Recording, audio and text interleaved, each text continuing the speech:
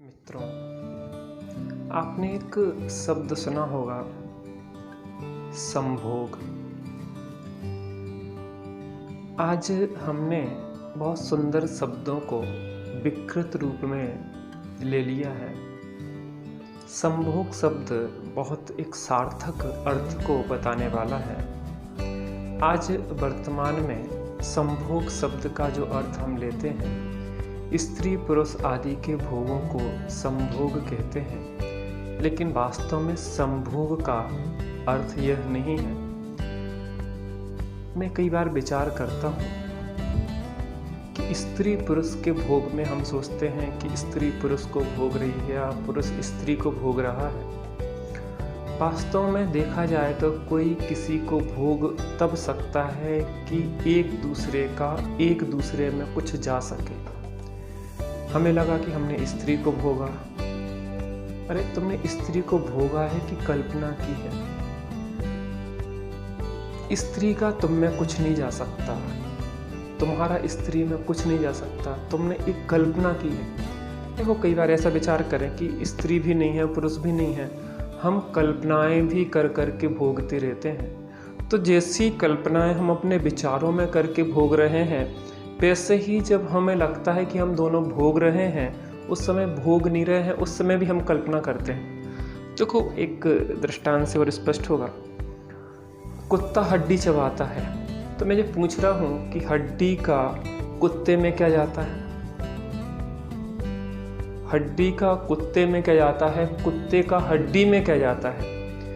आप कहते हैं कि वो रक्त जो आता है, रक्त खून जो निकल रहा है, तो मैं ये पूछ रहा हूँ कि जो खून निकल रहा है, हड्डी जो दांतों में तलुए में लग रही है और उससे रक्त निकल रहा है, वो उस कुत्ते का है कि हड्डी का है? और कुत्ते को यह भ्रांति होती है कि वह जो रक्त आ रहा है वो हड्डी में से आ रहा है, और इस भ्रम में वो हड्डी को और जोर से चबाता है और उसके जबड़े तलुए आदि कट जाते हैं। और वो बाद में जब ये देखता है, जब बहुत चबा लेता है और पीड़ा बढ़ जाती है, तो वो समझता है कि अरे इससे तो मेरी तकलीफ बढ़ गई। मैं ये पूछ रहा हूँ कि जब हम स्त्री पुरुष आदि के भोग आदि में लगते हैं, उस समय लगता है कि कुछ सुख आ रहा है, कुछ आ रहा है, लेकिन बाद में अंतोगत तो हम जब देखते हैं तो हमारे अंदर सुख बढ़ जाता है कि दुख बढ़ जाता है कि पीड़ा बढ़ जाती है। तो आप महसूस करेंगे कि उसके बाद एक पीड़ा, एक आत्मग्लानि आदि से हम भर जाते हैं। इसका मतलब जिस समय आप भोग रहे थे वो भी उस समय की एक कल्पना मात्र थी कि हमें कुछ मिल रहा है, क्योंकि वास्तविक भोग होता तो बाद में भी आपको उस संबंधी शांति या आनंद का वेदन होना चाहिए था, लेकिन वह नहीं था। तो बात हो रही थी संभोग।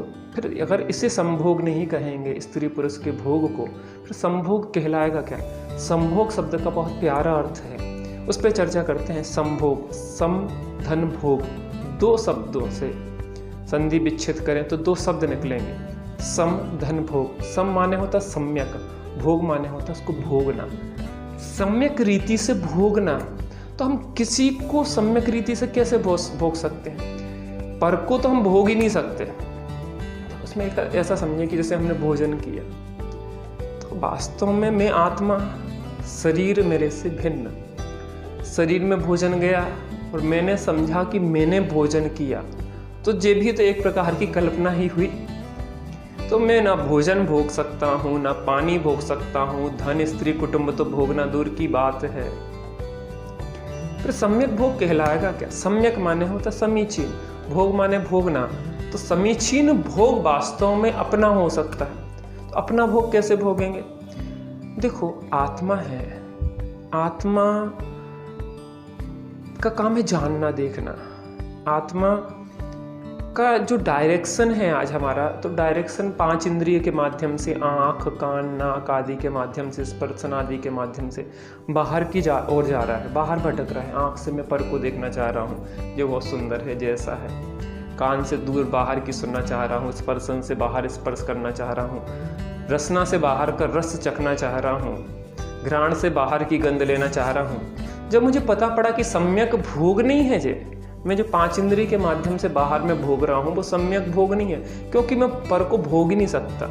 आचार्य देव कहते तू भोग ही नहीं है, तो दुर्भोगता है। जिसको भोग नहीं सकता उसके भोगने की कल्पना करता है, कर्म मानता है और दुख भोगता है। वर्तमान में दुखी होता है, भविष्य के लिए दुखद कर्म को मानता है। तो संभोग क्या है? हम जो 5 इंद्रिय और मन के माध्यम से बाहर की ओर भटक रहे हैं उसको यू टर्न करना है इस तरीके से, और अपने उपयोग को अंतर की ओर ढालना है। देखो, शरीर तो जानता नहीं है। जब तक इस शरीर में चेतना है तब तक इस शरीर को हम रखते हैं। बाद में कहते हैं मिट्टी हो गई भैया, हटाओ हटाओ हटाओ। तो जो जानने वाली सामर्थ्य है वो चेतना में है, मुझ में है। अभी तक वो सामर्थ्य बाहर जा रही थी, अब उसको यूँ डायरेक्शन में अपनी चेतना को अपनी ओर समेटो। बाहर, आँखों से बाहर देखना बंद करके ज्ञान चक्षु खोल लो। उस ज्ञान चक्षु से अंदर में देखो। कान से बाहर की सुनना बंद करके अंदर आत्मा की सुनो। रसना से बाहर का रस चखना छोड़ के अंदर का रस चखो। नासिका से बाहर की गंध लेना बंद करके अंदर की गंध लो। स्पर्शन से बाहर का स्पर्श छोड़कर अंदर चैतन्य का स्पर्श करो। अब जब आप देखेंगे कि जब हमारा सब कुछ, हमारा जो ज्ञान बाहर भटक रहा था वो जब अंदर में समा गया, तो आनंद, अतीन्द्रिय आनंद, सुख सुख सुख सुख, एक विशिष्ट प्रकार का सुख जो खाने पीने उठने भोगने, स्त्रियों को भोगने, पुरुष को भोगने, इसके उसमें कुछ भी नहीं था। एक आनंद, विशेष आनंद, अपना आनंद, शाश्वत आनंद, जिसमें कोई पराधीनता नहीं है। कोई स्त्री, धन, मकान, कुछ भोजन आदि की कोई पराधीनता नहीं है, और सदा काल हम भोग सकते हैं। ऐसा आनंद हमारे अंदर महसूस होगा। वो सम्यक भोग है। हमने अपनी चैतन्य सत्ता का भोग नहीं किया और पर को भोगने की कल्पनाओं में आज तक दुखी हुए। ज्ञानी जन कह रहे हैं कि अब दुर्भोगता नहीं बनो, सम्यक भोगी बनो और संभोग करो, अर्थात अपनी चैतन्य सत्ता का भोग करो, और ऐसा भोग करो कि अनंत काल तक भोगते रहो।